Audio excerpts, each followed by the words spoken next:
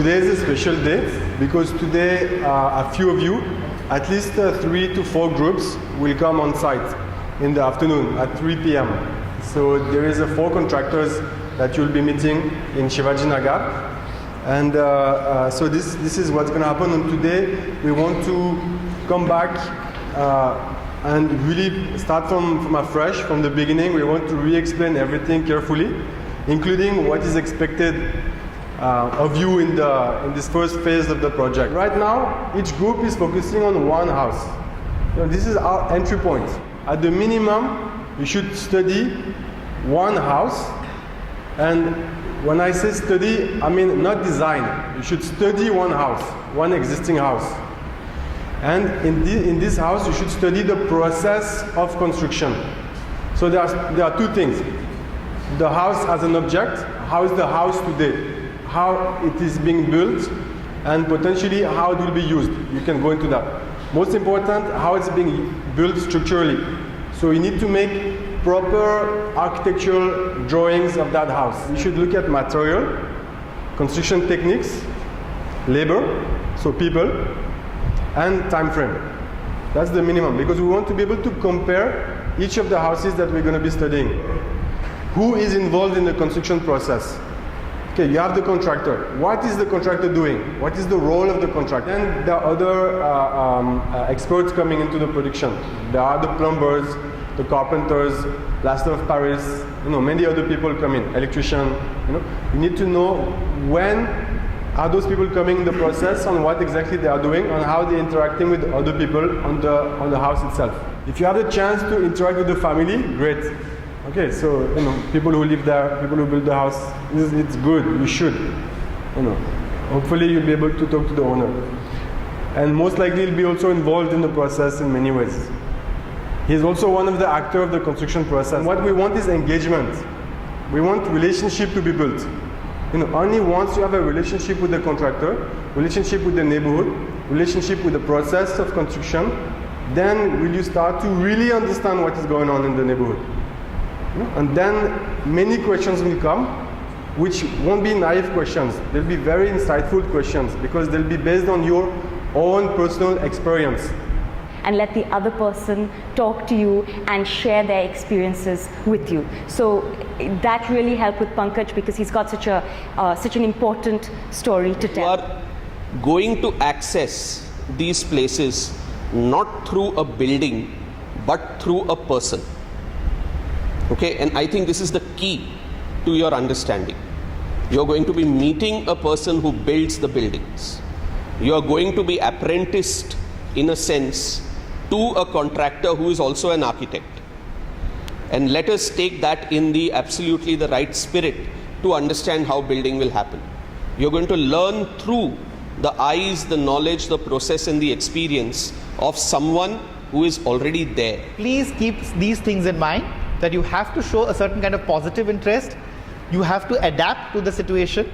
And it is, after all, a study, and all study involves some kind of discomfort which you have to overcome. What everyone has said, I would like to just re-emphasize that please go with a completely open mind. When you go into an unfamiliar situation, your instinct is to close up. Your instinct is to stand in a corner. Your instinct is to pass the onus of initiating a conversation or passing on information to the person you've approached. That's absolutely incorrect, because you are going there to learn something. You are going there to receive information. So when you have to receive information, as Rahul very finely pointed out, make sure that your attitude, your body language, your face, your expressions are open. You are open to learning, you're enthusiastic, and most important, make it very clear that the person you're approaching has something vital to share with you. The places which we call slums all over Bombay are probably the machines of recycling in the city. And it's very possible that some of those ideas of recycling may actually have gone into the making of a small house, a small household. Can we document how recycling works? Maybe we will come up with something that is fresh, something that hasn't been looked at before. and something that can have lessons even for the larger city. Buying something is your idea of legality, right? But we all know that it is not the case. You can have a completely illegal structure in which market transactions have taken place. You have bought a house, you have lived in that, and the building is entirely illegal, right? We know this. Adarsh Nagar is only one example, but there are hundreds of such examples in Bombay. We know that you can buy a house on the 10th floor and the construction is only given up to the 8th floor. Okay? So we know that these are not so easily correlated.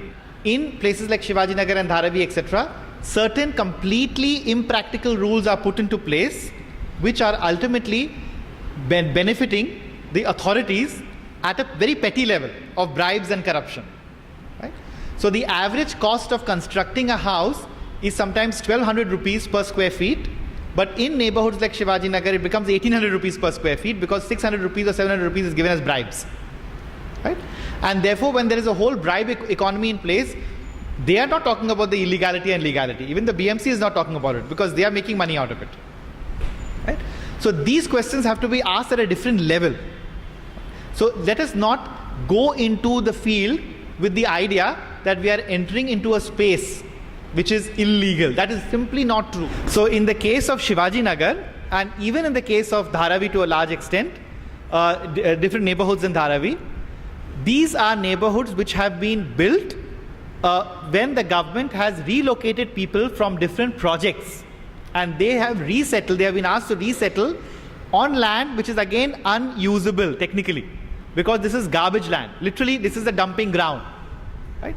And on the dumping ground people were given little plots of land to build, and then there's a whole urban economy evolved around that. Shivaji Nagar is a very classic case of how habitats evolve, neighborhoods evolve, and you can start seeing community structures emerging. A few things to keep in mind: that it is just like any other neighborhood. There is nothing distinctive or special in any social sense or economic sense about these neighborhoods compared to many others. So don't go with any preconceived notion. And most importantly, when you are being introduced to the contractor, please bring out your role as a student very clearly. Our knowledge which we have, systematized over the last 3-4 years may actually come in the way of appreciating what is happening there. So the way to go and look about it, like I said, is in the first place to imagine that you don't know anything and you're learning. The second thing is almost everything will have a notion or an idea of hybridity. It will be mix and match. And of course, I am only speculating, even I don't know. When I go, I'll find out. But this is what I feel, that many ideas will actually be synthesis of other things. Things put together, things made up as one goes along.